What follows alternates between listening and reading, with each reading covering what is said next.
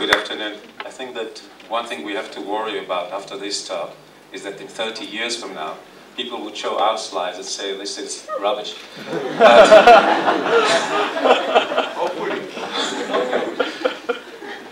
So I'm going to talk about the emotional brain.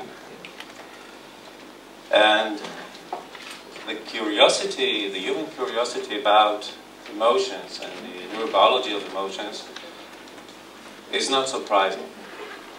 Emotions color our life, make us who we are, and we know that emotions are very strong experiences, emotional experiences.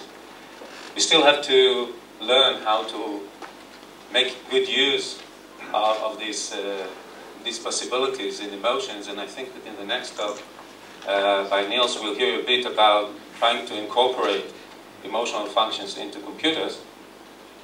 But I think that probably the most significant reason for our interest in understanding the emotions is that emotional abnormalities are at the basis of many brain disorders, mental disorders such as depression, anxiety, post-traumatic stress disorder, disorders that cause the suffering of tens of millions of people around the world.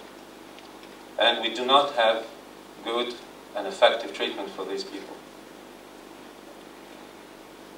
However, despite the clear interest in emotions and in the neurobiology of emotions, the neurobiology of emotion was a field of research that for many years was a taboo. An area of research that a serious scientist would not go into. And this was for several reasons. First, it's the elusive character of the emotions. Because how can we quantify how much someone loves someone? And if we cannot quantify, this is not science. Secondly, it was thought that the emotional experience is a conscious experience. And since we do not understand consciousness and we don't have scientific tools to study consciousness, then studying emotions is again not science. And finally, it was thought that animals do not have consciousness, and so they do not have emotions.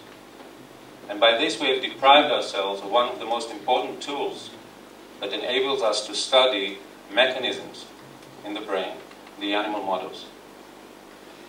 However, recent years have seen some progress in this, and a new field has emerged, affective neuroscience, which is devoted to the neurobiology of emotions.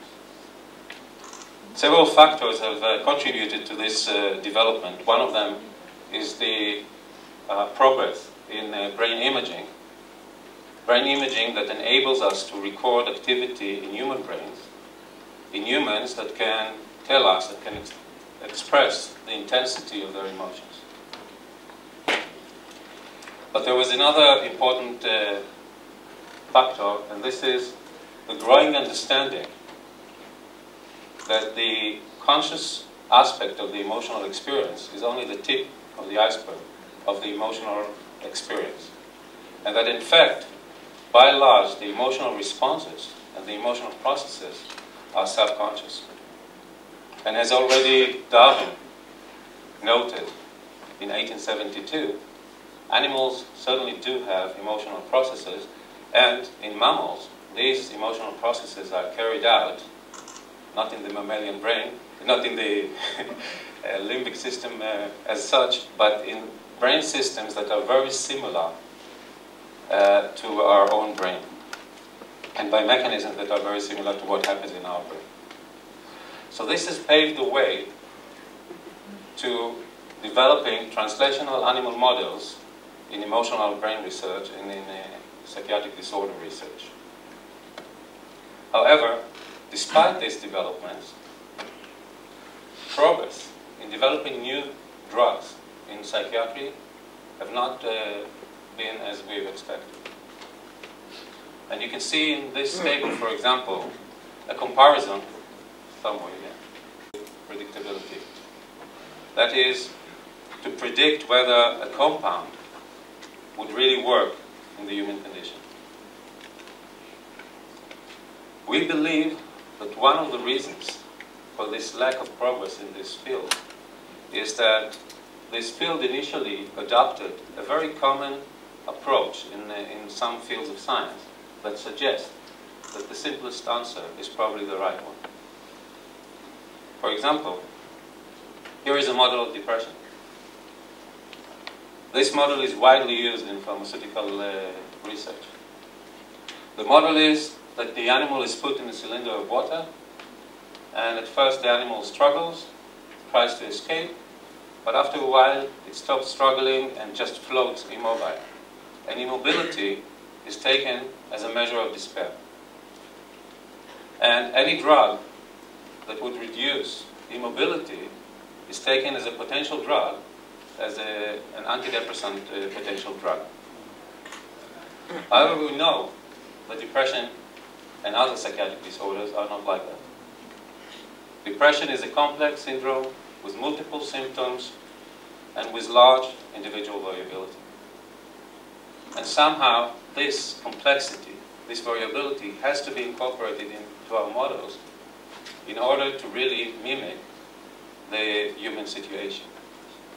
And we at the Institute for Effective Neuroscience in Haifa have tried to build animal models that incorporate this complexity by using, instead of a single measure, batteries of tests, which of course require also the development of a more complex analysis system and statistical tools, and of course is a far more tedious approach than the previous one. But immediately as we've implemented it, some phenomena have emerged that we could not see when we used a single measure.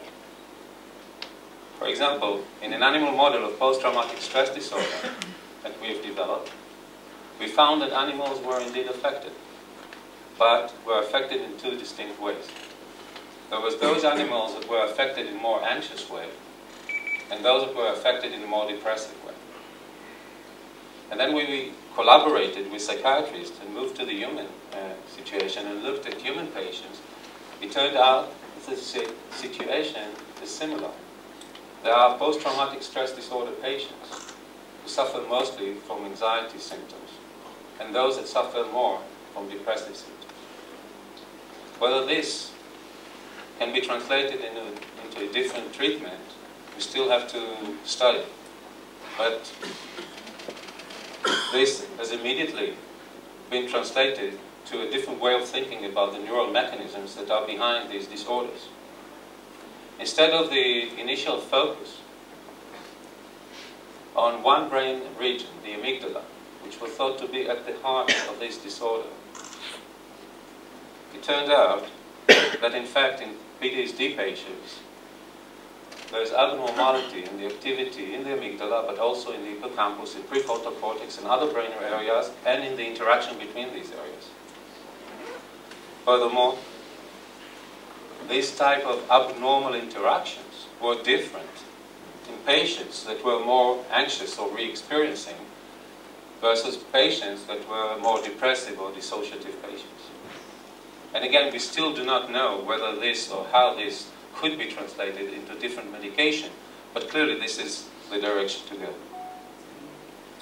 So we have a new field, and as Idan indicated in his introduction, any field, and particularly this field, has to be interdisciplinary, and we try to combine human brain imaging, animal behavioral models, electrophysiological tools, genetic molecular tools. By the way, this is an animal that has been incorporated with the color to its cells, and of course, very importantly, computational and analysis tools that are more sophisticated and more adequate to the complexity that is required, with the hope that we would move from the current situation where we have a single drug for depression or for post-traumatic stress disorder that works actually on only a very, very small subpopulation of the patients, to more personalized medication where subgroups of patients would receive medicines according to their clusters of